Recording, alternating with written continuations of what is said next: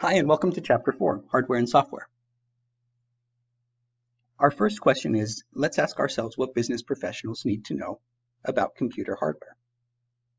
And there are several components that a business professional would need to know. So let's start over here. We can group together permanent storage, like a magnetic disk or a mechanical hard drive, and optical storage like CDs, and in fact, any permanent storage in this category of secondary storage. Some computers these days even have solid-state drives, which is yet another form of secondary storage. When a program is opened, that program is stored on secondary storage, and when it's opened, it's brought into main memory. Main memory is another type of storage that's also known as RAM, but main memory is not permanent like secondary storage. Main memory is actually volatile. That means that when power is lost, the contents are lost as well. So let's say that you open Excel. The parts of Excel that are needed right away are loaded from secondary storage onto main memory. Not all of Excel is loaded onto main memory. And in fact, if you need other features in Excel later on, those parts will be loaded from secondary storage onto main memory later when they're needed. Main memory stores the contents of currently running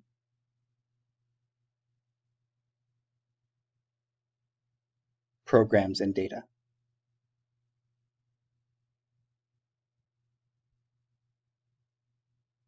So also that picture that you might be editing in Photoshop, well, the data for that picture until you save it to secondary storage is going to be in main memory.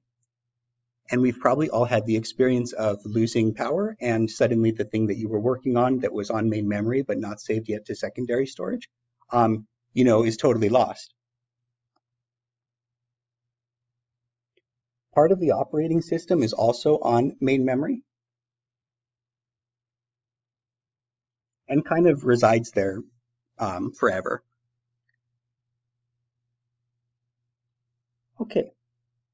When it's time to actually do the processing, the most important part of a computer is the CPU, or the central processing unit.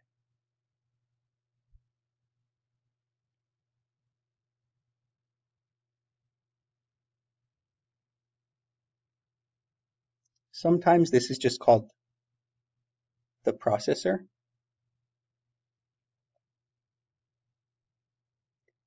And the job of the CPU is to fetch program instructions from main memory, execute those instructions,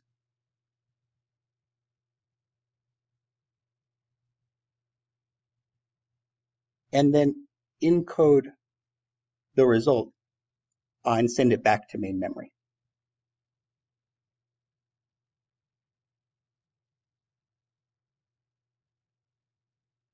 The connection between main memory and the CPU is known as the bus.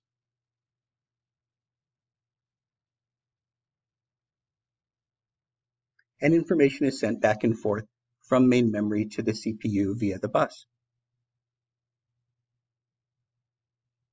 We still have two more components, so we've talked about three.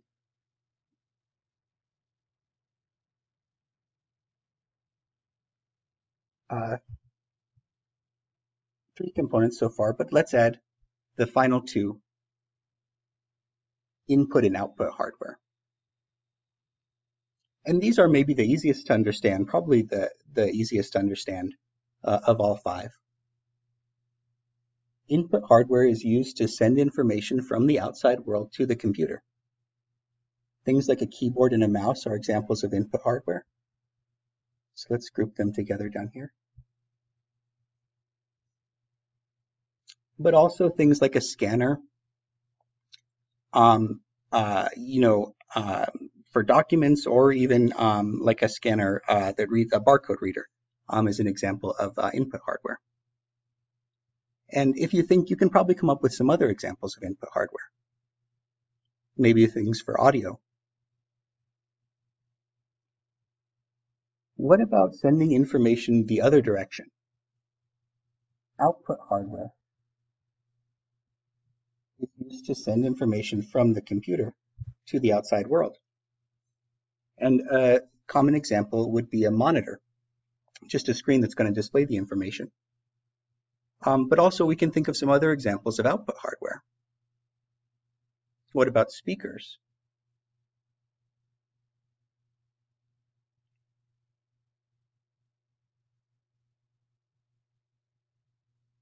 So to sum things up, hardware is just the physical gadgetry of a computer. It's responsible for inputting, processing, outputting, and storing data. And the 5 categories are input hardware, main memory, the CPU, output hardware, and secondary storage hardware. Input hardware includes devices like the keyboard, mouse, document scanners, and barcode scanners. Main memory, also called RAM for random access memory, contains the program instructions for applications and for the operating system that are currently needed. The CPU, sometimes called the brain of the computer. The CPU selects instructions, processes them, performs arithmetic and logical comparisons, and stores the results of operations in memory. The CPU works with main memory, communicating through the bus. CPU speed is measured in hertz. Hertz is 1 cycle per second, so 1 machine cycle per second, meaning that process of fetching, executing, and encoding the result of an instruction. And the amount of machine cycles that can happen in a second is that's the CPU speed, and it's measured in hertz, but more often you'll see it measured in megahertz. So you might have a CPU, or even actually these days, gigahertz. You might have a CPU with 4 gigahertz, which would be pretty good. For most, most people would be perfectly fine with the CPU with 4 gigahertz.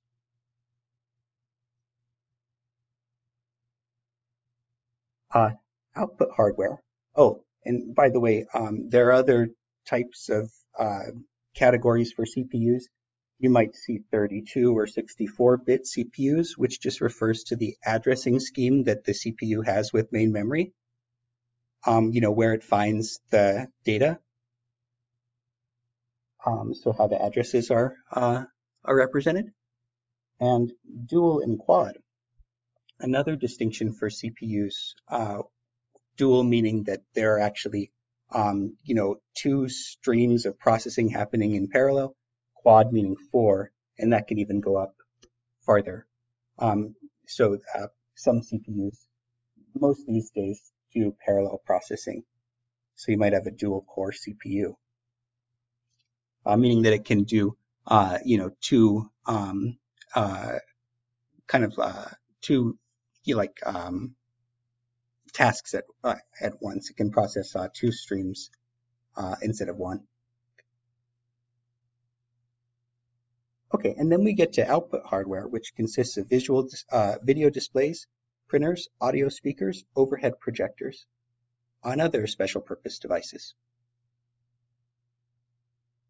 And last, storage hardware, which saves data in programs. And we've got our examples. This is secondary storage of the magnetic disk. But also we had other examples like a CD for optical storage,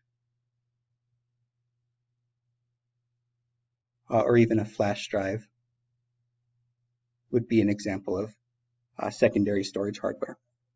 So whenever power is lost but the contents remain, then we know, okay, that's a type of secondary storage. Okay, so here we have our our 5 components of a computer.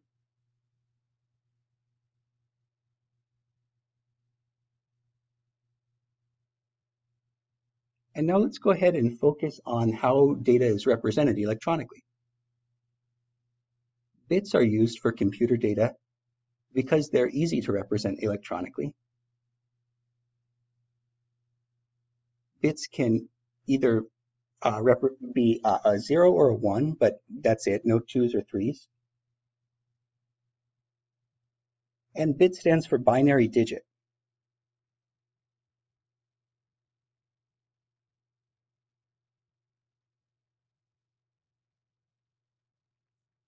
So a group of 8 bits is known as a byte. And so storage hardware, both secondary storage and volatile storage, is usually given in bytes or even gigabytes. Here's a chart showing the storage capacity terminology. All computer data is represented by bits. And this data can be numbers, characters, currency amounts, photos, recordings, or whatever. All of these are simply a string of bits, just a series of bits. And specifications for the size of main memory, which is another way to say primary memory or volatile memory or RAM, so lots of different terms for RAM.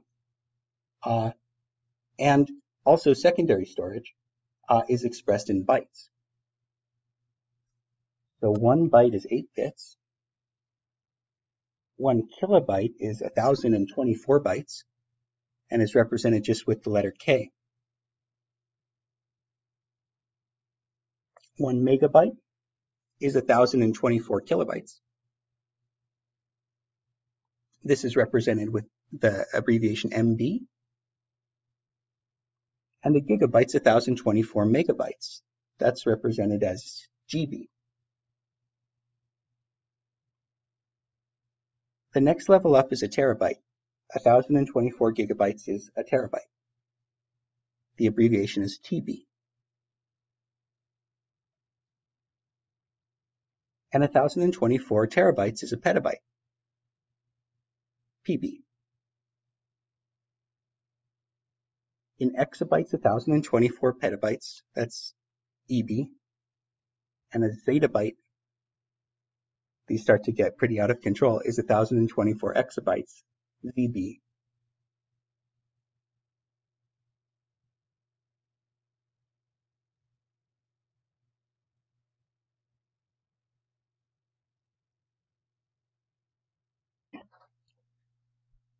Before we said that main memory contains program instructions and a block of data and instructions for the operating system.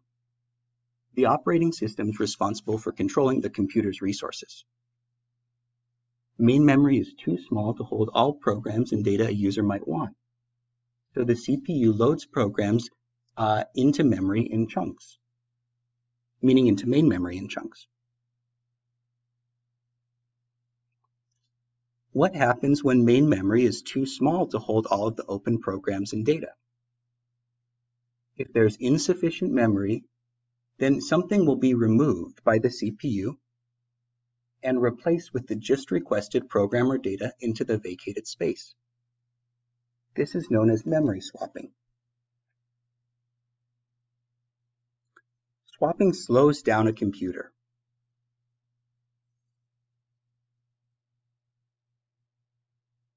So one solution to a slow computer might be to upgrade the memory.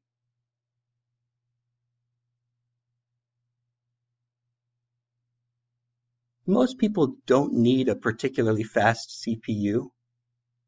A business professional in selecting a computer is probably okay with a 1.5 gigahertz CPU, should be just fine. A 64-bit dual processor with 8 or more gigabytes of RAM would be needed for large, complicated spreadsheets, large database files, large picture, sound, and movie files. So that would be an example of a computer that fits someone who has a pretty who works with pretty computationally intensive tasks.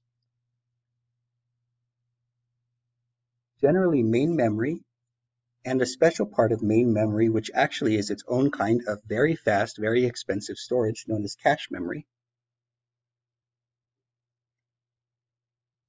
are volatile.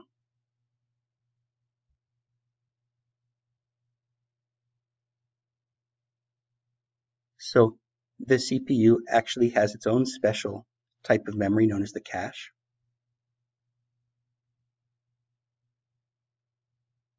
And like main memory, it's a volatile form of storage, which means that their contents are lost as soon as the power is switched off.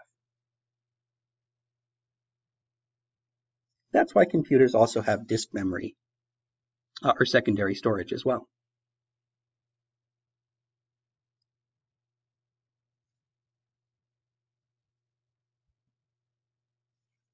Users employ client computers for word processing, spreadsheets, database access, and more.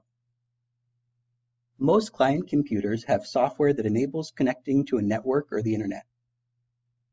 Servers provide services such as email, websites, large and shared databases, and some provide all of these functions.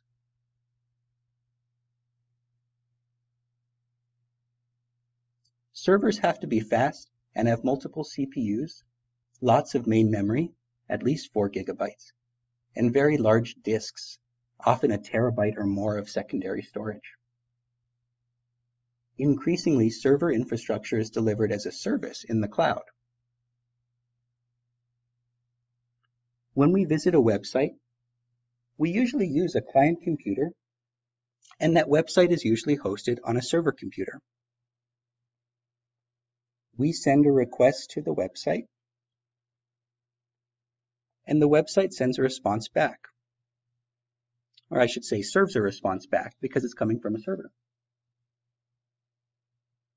For example, a request might be something as simple as searching Amazon for garden hoses, and the response is a list of the garden hoses presented as a web page from Amazon server, or one of their many servers, because sites with large numbers of users or traffic are actually grouped into their servers are grouped into a server farm. And here's a picture. A server farm is a large collection of coordinated servers.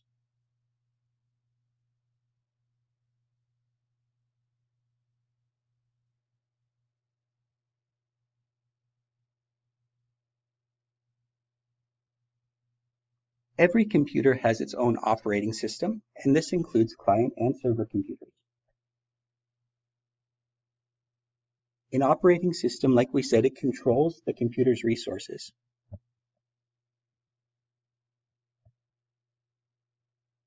That's different from application programs, which are specialized for a specific task, like maybe processing, word processing or making a spreadsheet. So Word and Excel are both examples of application programs.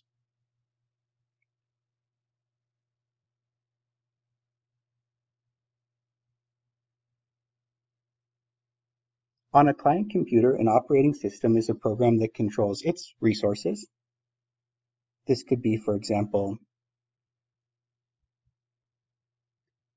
Windows 10 or Mac OS 10. An operating system that runs on a server controls the server's computer resources. One example is Windows Server.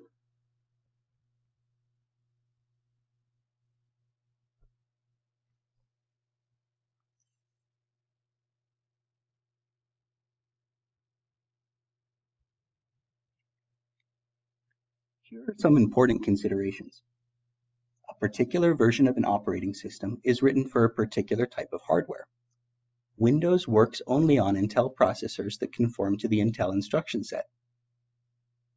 The 32-bit version of Windows runs only on Intel computers with 32-bit CPUs. Windows 64-bit runs only on Intel computers with 64-bit CPUs. Many versions of another operating system, Linux, exist for many different instruction sets, and both for 32 and 64-bit computers.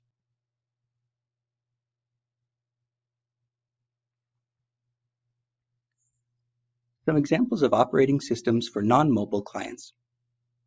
So things like personal computer clients are Windows, which is the most widely used operating system in business. Mac OS X, used for Macintosh clients, and was first used by graphic artists and others in the arts community, now used more widely though. It was the first desktop operating system to provide a touch interface. Unix is used for workstation clients and is popular on powerful client computers used in engineering, computer-assisted design, CAD, and architecture. It's difficult, though, for many users, and so most people will stick with Windows and Mac OS X. Or Linux is a really cool operating system that's an open source variant of Unix, which we just mentioned, and is adapted to almost every type of computing device.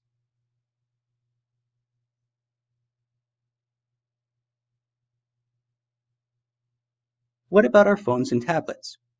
There are many major operating systems for mobile clients as well.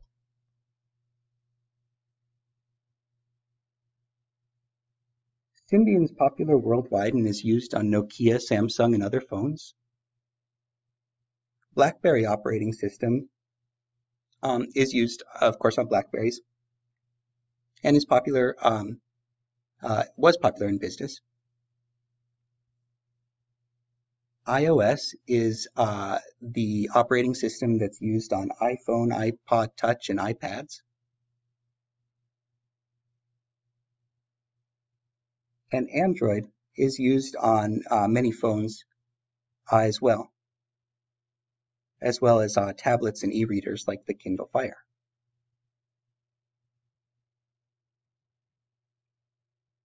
Windows 8 is used, it's a non-mobile operating system, but it's also a mobile operating system, and it's used on Microsoft Surface tablets and Windows phones.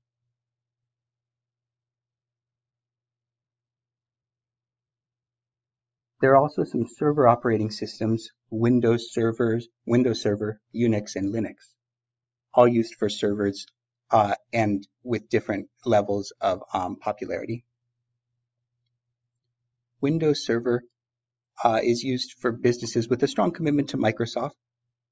Unix is fading from use as a server operating system and is being replaced by Linux, which is a very popular server operating system and is marketed by IBM.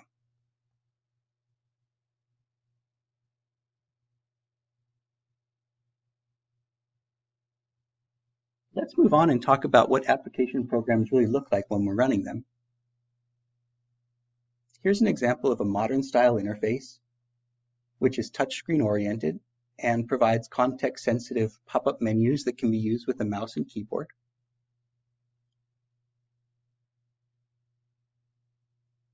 Here's an example of a process where one computer hosts the appearance of another, known as virtualization. Therefore, you don't even have to have a particular app installed on your computer to use it with this very awesome, useful technique of virtualization. So let's write the definition here.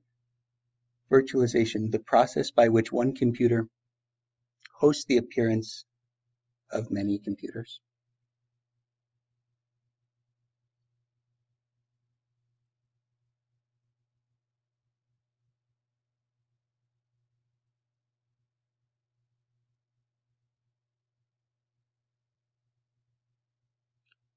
With virtualization, one operating system, called the host operating system, runs one or more operating systems as applications. The hosted operating systems are called virtual machines, or VMs. Each virtual machine has disk space and other resources allocated to it. It operates as if it's installed on one's own computer. But the host operating system controls the activities of virtual machines to prevent them from interfering with one another.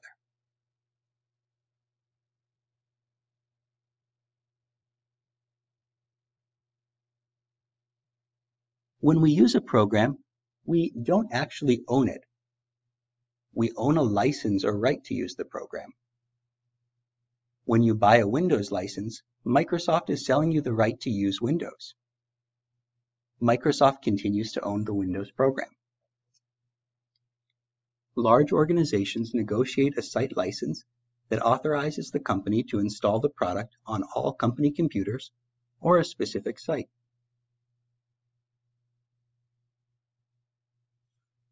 Linux, on the other hand, for Linux, there's no company that can sell you a license to use it because it's actually owned by the open source community. Open source software has no license fee and is freely available to the public to use or modify.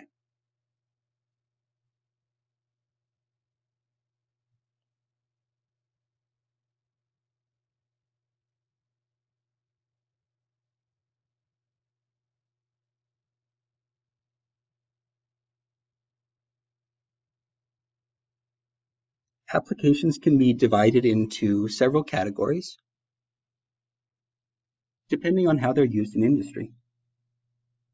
Horizontal market applications, vertical market applications, and one-of-a-kind applications. Horizontal market applications provide capabilities that are common across all organizations and industries. These include Word, Excel, and PowerPoint. Vertical market applications serve the needs of a specific industry. For example, a dental office that needs to do scheduling and billing might use a vertical market application to do so.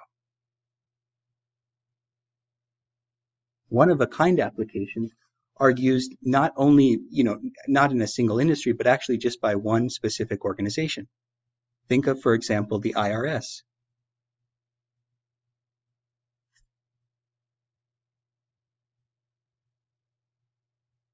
There are other ways to categorize software as well. We can categorize software as thick or thin.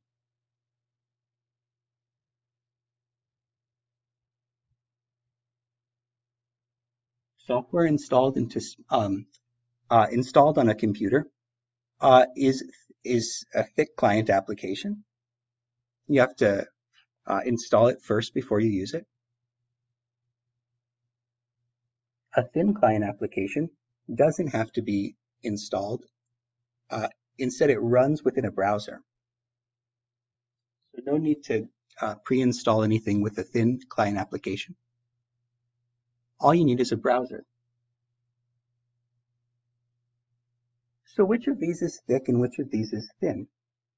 We have two client applications, Microsoft Word 2010 and Google Calendar. Well, with Microsoft Word, we have to pre-install the program.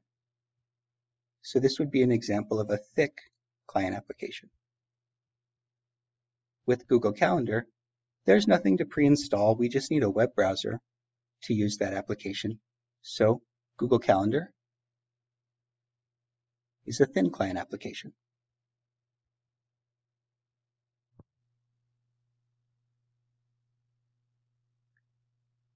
Some software is actually from a special category known as firmware. This is software that's installed on read-only memory.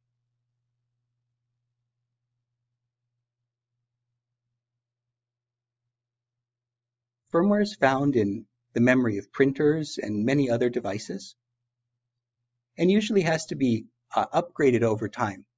So that's one change that can happen to firmware, but usually changes or upgrades are tasks for IT professionals. And unlike software, we don't have to load firmware into memory. It's just already there on read-only memory.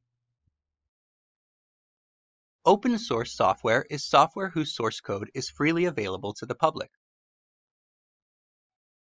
Programmers can exhibit their skill in searching for a job or consulting employment, or start a business selling services to support an open source product. There are many successful open source projects. OpenOffice is a Microsoft Office lookalike. Firefox is a browser. MySQL is a database management system. And Apache is a web server. Ubuntu is a Windows-like desktop operating system. And Android is a mobile device operating system. All of these are open source. So how does it work? Open source projects are usually the result among many programmers. Examining the source code and identifying a need, programmers create new features or redesign existing features, or fix a problem.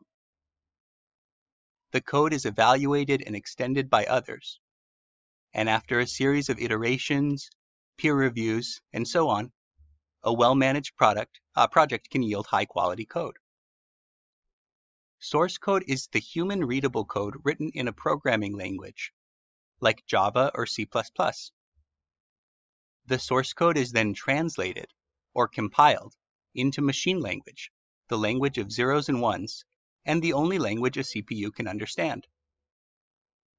The CPU executes the machine code, and the result is a fully running program.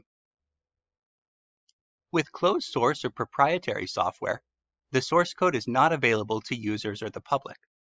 It's only available to trusted employees and carefully vetted contractors. Open source software, on the other hand, is available to users in source code form. You might be wondering, what does this source code look like? Here's an example from Java. This source code would eventually be compiled into machine code and then run. So, is open source a viable alternative? The answer depends on the requirements and constraints of the situation. Free open source software still requires support and operational costs that could end up costing more than a licensing fee. The future will probably involve a blend of both proprietary and open source software. We'll be learning more about matching the requirements and programs in Chapter 10.